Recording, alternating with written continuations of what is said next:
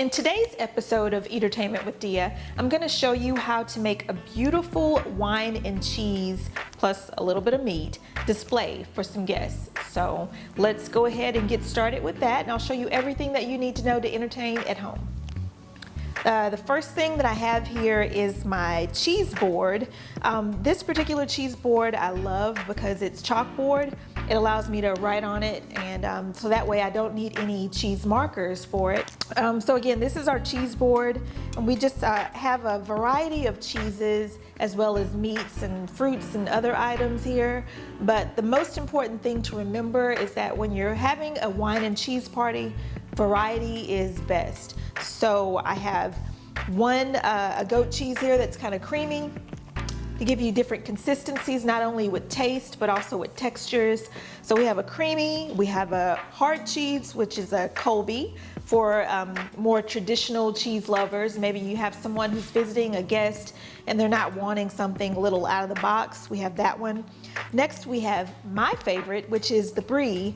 Brie is great because it's kind of a semi-soft cheese. So that's a great cheese. And then this one is rather untraditional. It's a basil sun-dried tomato cheese. So that one is great also. So make sure you have all of the utensils that you're gonna need for your cheese tray. So I have these right here. Any ones that you might need. These are fairly inexpensive to find everywhere.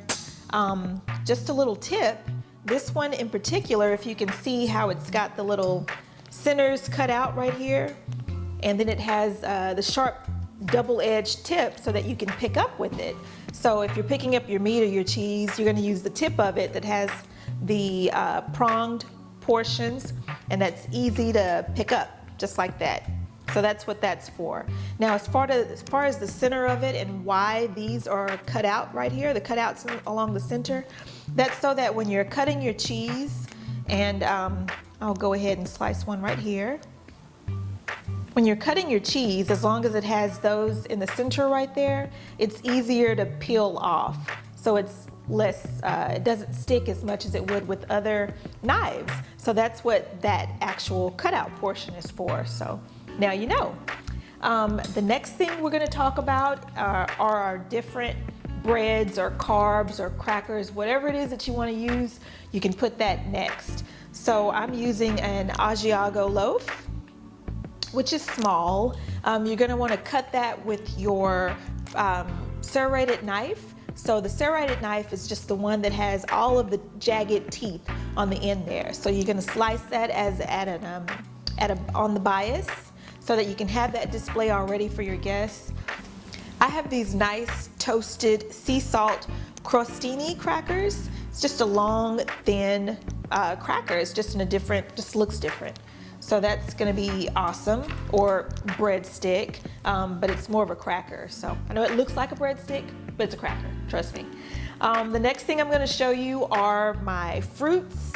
If you see our fruits that we have here, I also have savory nuts in the center of it.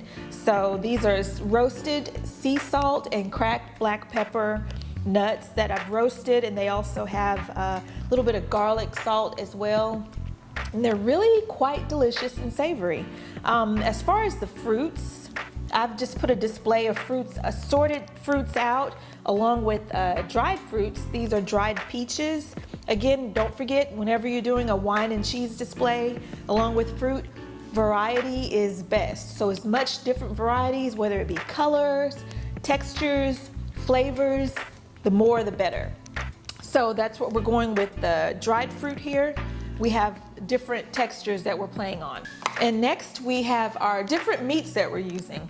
So today I'm not focusing as much on our meats, but definitely you can have more of a variety of meats as well if you'd like to.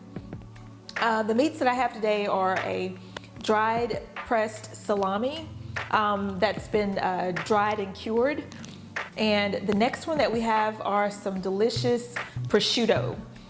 So prosciutto is an Italian ham, and it's very delicious. Make sure you check that out if you haven't had that before, but it's called prosciutto. And last but not least, Since it is a wine and cheese party, let's go ahead and discuss a little bit about what drinks you're gonna serve. So we have a red wine, we also have a white wine, and then we also have some champagne.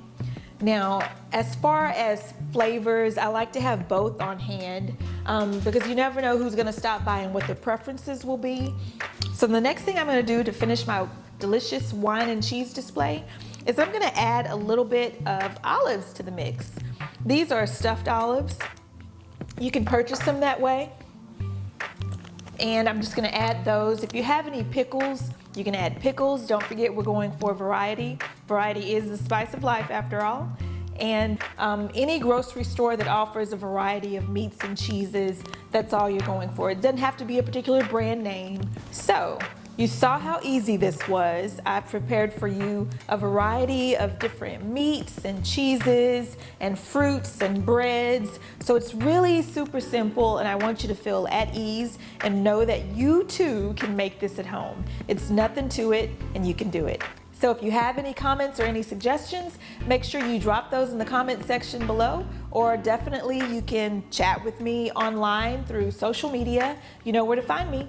So I look forward to seeing you guys next time. Thanks.